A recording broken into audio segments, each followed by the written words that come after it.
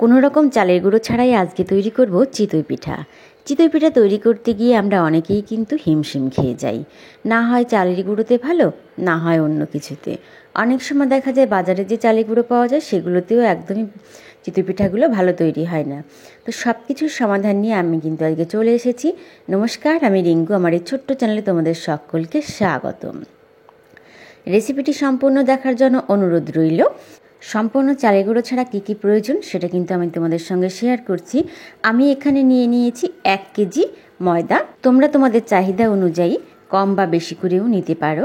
আর ময়দাটাকে কিন্তু অবশ্যই আমরা চেলে নেব। আর এখানে আমি ব্যবহার করছি 1 প্যাকেট সুজি।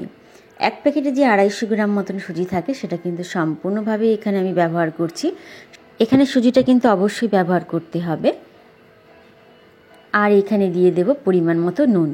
এখানে আমি 1 কেজি ময়দার জন্য 1 চামচের একটু বেশি নুন ব্যবহার করেছি। তোমরা যারা নুনটা কম খেতে পছন্দ করো তারা কিন্তু এখানে নুনটা কম ব্যবহার করো। এবার সব কিছু সুন্দরভাবে কিন্তু আমি মিশিয়ে নিচ্ছি। এখানে তেল বা বেকিং সোডা, বেকিং পাউডার কোনো কিছুই কিন্তু ব্যবহার করা যাবে না, বা কোনো কিছু ব্যবহার এখানে লাগছে না। এখানে এবার দিয়ে দিচ্ছি কিন্তু প্লেন জল। নর্মাল টেম্পারেচারের যে জলগুলো থাকে সেই জলই কিন্তু ব্যবহার করছি। এখানে কোনো উষ্ণ গরম জলও কিন্তু আমি ব্যবহার করছি না। এবার পরিমাণ মতো জল দিয়ে এটাকে সুন্দর করে ব্যাটার করে নিতে হবে। তোমরা দেখতে থাকো কতটা পরিমাণে এখানে জলটা আমি ব্যবহার করছি। এবার কিন্তু সব কিছু সুন্দরভাবে মিশিয়ে আমি কিছুক্ষণের জন্য ফেটিয়ে নেব।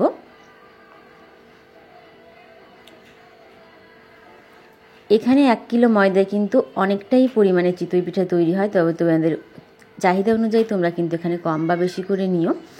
চালের গুঁড়োর থেকে এই ময়দার পিঠে কিন্তু পরিমাণে অনেকটাই বেশি হয়। তো আমি এটাকে কিন্তু প্রথম অবস্থায় এইভাবেই সুন্দর করে মেখে নেব। এখানে দেখতে পাচ্ছ জলের পরিমাণটা কিন্তু প্রথম অবস্থায় আমি খুব বেশি ব্যবহার করিনি। আমরা যেভাবে আটা মাখি সেইভাবে কিছুক্ষণ ধরে মেখে নিয়েছি। এবার কিন্তু দিয়ে দিচ্ছি কিছুটা জল দিয়ে এবার আবারও খুব সুন্দর করে মিশিয়ে নেব। খুব বেশি পাতলা এটা ব্যাটার হবে না। এটা কিন্তু চালের গুঁড়োর পিঠে যেভাবে আমরা তৈরি করি সেইভাবে কিন্তু অতটা পাতলা ব্যাটার হবে না। এখানে দেখতেই পাচ্ছ কীভাবে ব্যাটারটা আমি তৈরি করেছি। এইভাবে তৈরি করে 10 মিনিট মতো এখানে রেখে দেবো আমি রেস্টে, যাতে সুজিটা মোটামুটি ফুলে ওঠে। সুজিটা ফুলে উঠলে কিন্তু এর থিকনেসটা আরও গাঢ় হয়ে যাবে। আর এই দিকে দেখো আমি কিন্তু দুধটা গরম করে নিয়েছি, এবং দুধটা বেশ কিছুক্ষণ জাল দেওয়ার ফলে এখানে কিন্তু দুধের যে উপরের স্বর সেটাও বেশ সুন্দর এসেছে। এইভাবে কিন্তু দুধটা জাল করে নিলে পিঠাটা খেতে কিন্তু অসম্ভব সুন্দর লাগে। আর এখানে দিয়ে দিচ্ছি আমি 2 তেজপাতা। তোমরা যারা এলাচ খেতে পছন্দ করো তারা এখানে এলাচটাও ব্যবহার করতে পারো। আর এখানে 500 গ্রাম মতো চিনি ব্যবহার করেছি। তোমরা যারা চিনিটা বেশি খেতে পছন্দ করো তারা এখানে চিনিটা আরেকটু বাড়িয়ে দিতে পারো। এবার সব কিছু সুন্দর করে আমি জাল করে নেব যতক্ষণ না চিনিটা গলে যাচ্ছে। যেহেতু আগে থেকেই দুধটা আমার সুন্দর করে জাল করা রয়েছে, তাই খুব বেশি জাল করারও এখানে প্রয়োজন নেই। আর এখানে ব্যাটারের থিকনেসটা তোমরা একটু দেখে নাও। ব্যাটারটা কিন্তু আগের থেকে অনেকটাই ঘন হয়ে গিয়েছে। আর এখানে কিন্তু আমি আজকে মাটির উনুনেই তৈরি করছি। এটা কিন্তু গ্যাসে খুব ভালো হয় না, তো ইডলি মেকারে হয় কিনা আমারও জানা নেই, তবে আমি কিন্তু এইভাবেই তৈরি করে থাকি। এটাকে গ্রাম বাংলায় ছাঁচ বলা হয়ে থাকে। এটাকে নুন দিয়ে কিছুক্ষণ আমি ফ্রি হিট করে নিয়েছি। অনেকে কিন্তু এটাকে তেল ব্রাশ করেও নেয়। তো আমি এখানে নুনটা দিয়েই নিচ্ছি। আর এখানে এবার ব্যাটারগুলো আস্তে আস্তে করে দিয়ে আমি কিছুক্ষণের জন্য ঢেকে রাখবো।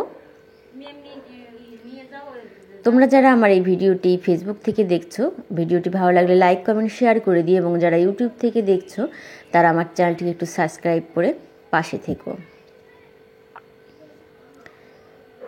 এটাতে কিন্তু খুব বেশি পরিমাণে দেওয়া যাবে না, মোটামুটি অল্প অল্প পরিমাণে দিয়ে আমরা কিন্তু এবার ঢেকে দেব।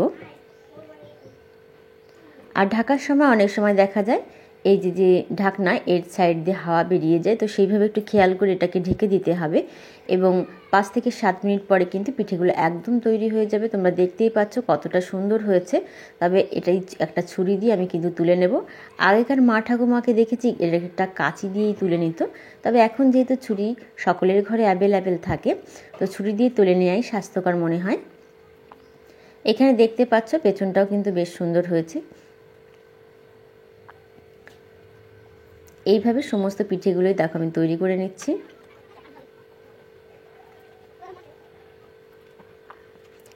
এই পিঠেগুলো খেতে কিন্তু অসম্ভব সুন্দর লাগে, তোমরা বাড়িতে একবার ট্রাই করো। এটা কিন্তু একদম ভাঙবেও না, গলবেও না, অসম্ভব সুন্দরভাবে ভিজে যায় এবং ভীষণ নরম তুলতুলেও হয়ে যায়।